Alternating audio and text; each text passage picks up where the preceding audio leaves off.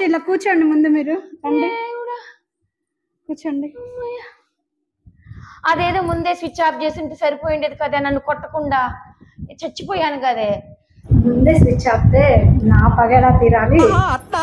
సరే గాని పొద్దున్నే దాని జోలికి ఎందుకు వెళ్ళారు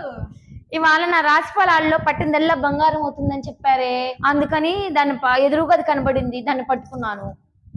ఆ చెప్పినోడు నా కంట పడాలి వాడి పని చెప్తా చచ్చి బతికానరా దేవుడా అత్తమ్మ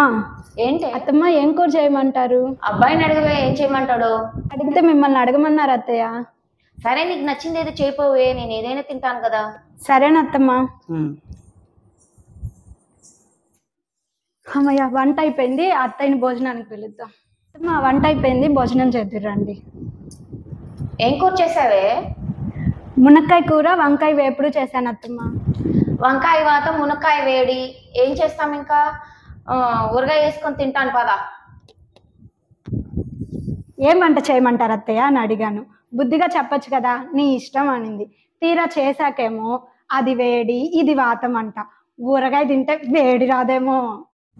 కోడలా ఇలారా ఇలా వచ్చి కూర్చో చెప్పండి అత్తమ్మ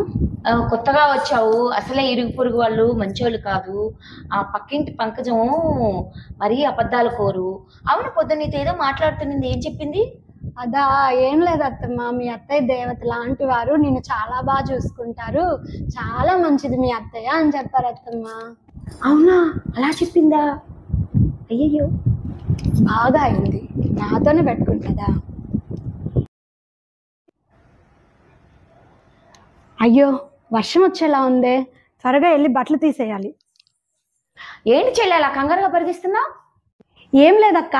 మొన్న అత్తయ్య గారు చెప్పారుగా ఊరు వెళ్ళినప్పుడు ఆకాశంలో చుక్కలు లేకపోతే వర్షం పడిద్దని అందుకే బట్టలు తీద్దామని వెళ్తున్నాను